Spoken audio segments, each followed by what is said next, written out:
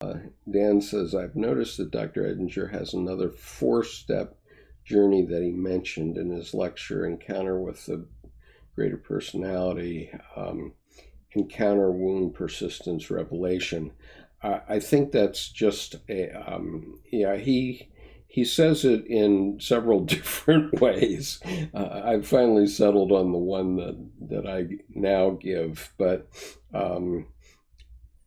I think it's basically the same formula,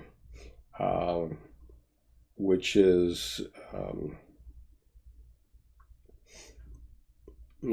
think if you put equivalencies to encounter as contest, defeat is wound, lamentation is persistence, and rebirth is revelation, it's basically the same thing. And there's another one that's in his final interview, which you can find on through Google. You can Google it, and actually you might be able to find it in the Dropbox also. He did it in a somewhat different way, where he was talking about Greek drama, and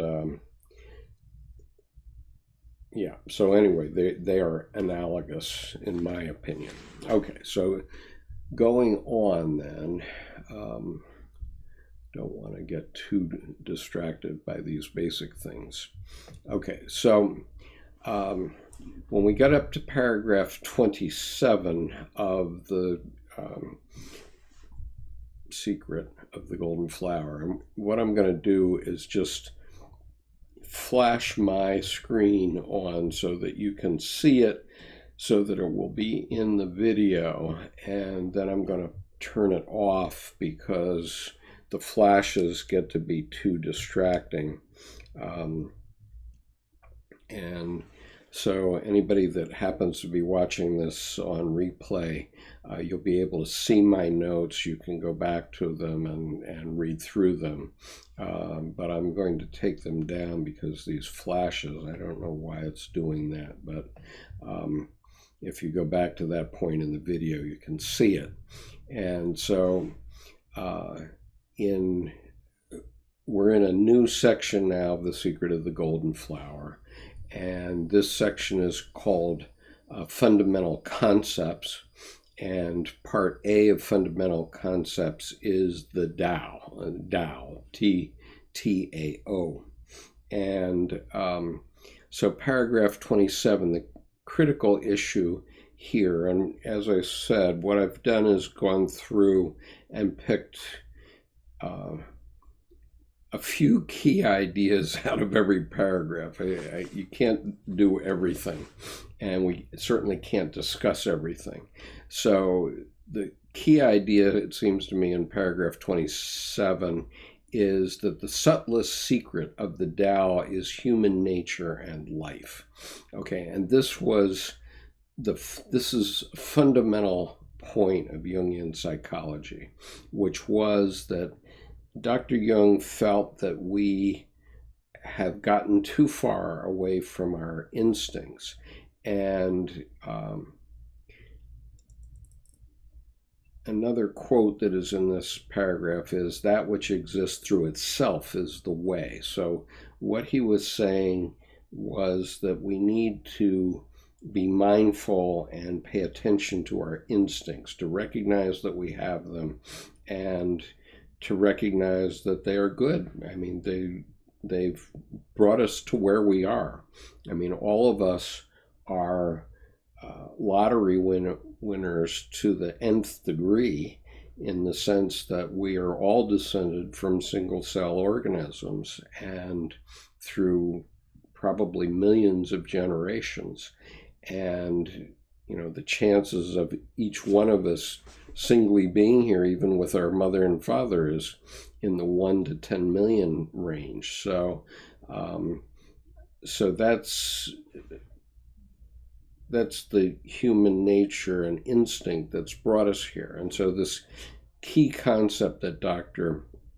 Jung raised, this other axis, he says, too much of the animal distorts civilized man. Too much civilization makes sick animals. And so in terms of psychological health, mental health, you need to recognize that you have instincts and that those instincts need to be dealt with in one way or another. And sometimes they have to be dealt with in a shadow sort of way. I'm not going to be too explicit here. You guys can work it out. But we can't forget that we have instincts and that we need to handle them. Okay. So in paragraph 28, Dr. Jung talks about the meaning of Tao, the character for Tao, which contains the characters for head and going, and that has been translated as meaning, and the Jesuits translated it as God. And so the Jesuits translated Tao as God.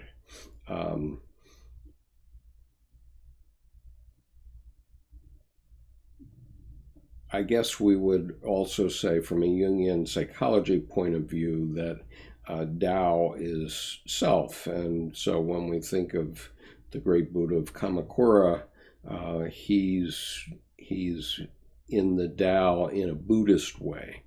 And so one of the things that the secret says is that the light of heaven dwells between the eyes here. Okay. And it's not up there. So it dwells in human life and nature. And then, let's see. Okay. There, at the end of paragraph 28, there's this meditation in induction that's translated. And I wanted to read that to you for purposes of the video. If thou wouldst complete the diamond body with no outflowing, diligently heat the roots of consciousness and life, kindle light in the blessed country, ever close at hand, and there hidden, let thy true self always dwell. Okay, and so I think that it would be useful at this point to go through these images that are in my notes, but I'll show them to you quickly.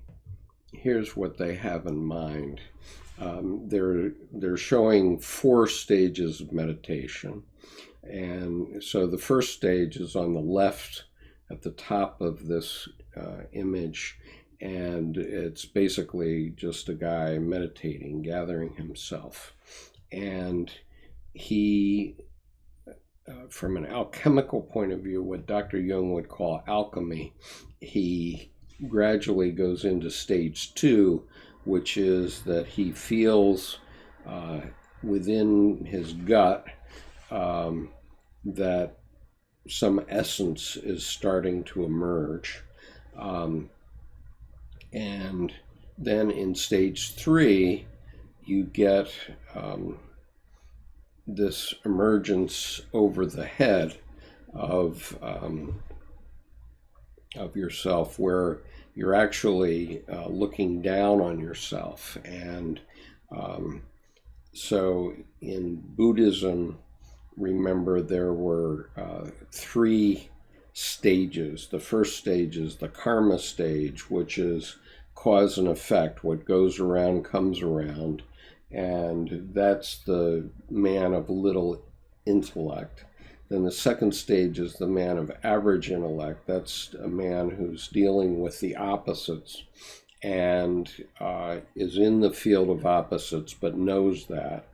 And then the man of superior intellect, the third level, is someone who's actually been able to take himself out of himself and see the opposites in which he's dealing, and so he's actually observing himself from above, and that takes a very strong adept, and so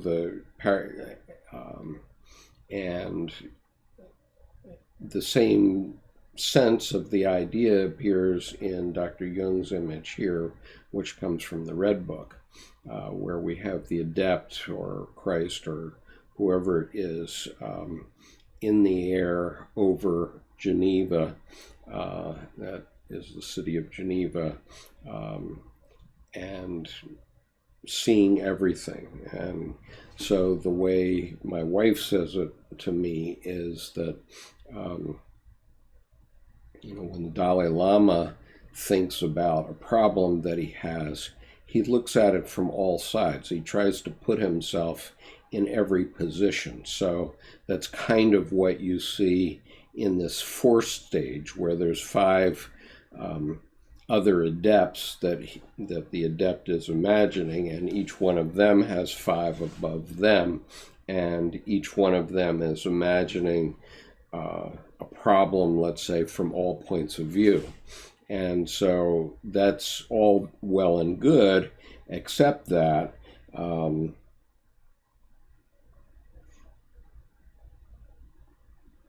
if you can't control that, then it may be schizophrenia. And that's what Dr. Jung ultimately says here at some point. And so before you get too rah, let's go on meditation or something like that, please take it step by step, because you can get yourself into trouble. And going into the psyche and understanding these things, okay, it's great if, let's say you're having a problem with your boss and some fellow worker and some client, let's say, and you try to deal with that problem, and you try to meditate on the problem and see it from the boss's point of view, light side and dark side, from the client, from the co-worker's point of view, light side and dark side, and from the client's point of view, light side and dark side. And if you can do that, if you can meditate in that way so that you can put yourself in each position as if you were that person, that's an extremely strong way to be in the world. But when you start to open up those streams of consciousness, there is the possibility that you can get overwhelmed by it. And so that's where Dr. Jung puts his caveat emptor here. And he says that, this adept in stage 4 is all well and good, but if he's not an adept, if he tries to just go there, okay, if you just try to put yourself in that position and you haven't worked through psychologically what all this is going to do, then it can get out of control. And so, remember Dr. Edinger's caveat that if you pull up a bigger fish than your boat, you better cut the fish loose. And so you need to be vigilant about that, I would say. And if you get into an area that you don't understand, then cut the string. And so that's actually what happened to me with my novel. This novel had flopped up into my boat, and I didn't really know where that came from, I knew how it came, but I hadn't really worked through all the different aspects of it. And so it was really bigger than I was at the time. It was a psychogenic experience which I was unable to control for 8 months. It just happened to me. And And so when it was finished, and these things don't stop until they're finished, they're archetypal. So they come up and they force themselves through you until they're done. And so in my case, I came to the end of the novel. Fortunately, I came to the end of the story. And so I was able to stop. And at that point, I wrapped it up in a nice bow and put it in my drawer, and I left it there for 21 years. And now I know what it is. I can explain it. I can talk about it. I can talk about it from a Jungian psychology point of view. So now it's out, and now I'm not afraid, especially in this group, not afraid for you to read it, because I can talk with you about it if you find something difficult in it. I mean, what I can say is that there are elements of my shadow, my anima, and myself in that novel. And obviously, I had a lot of experiences in Japan, personal experiences, especially when I was there again in the early 80s for 5 years in business. And so I know a lot of stuff. I experienced a lot of stuff during that time. And all of that was coming through in that novel. And so what I can say is that everything in that novel is true in some respect. It may be true as a psychic fact, I'll acknowledge that, but nonetheless, all the facts of that novel are factual. Okay, they come from archetypal material, and so the only thing that isn't factual is there's never been a woman prime minister of Japan, but if there was, it might have played out something like this. So that's my observation on that. So, but you have to be careful about what you pull up.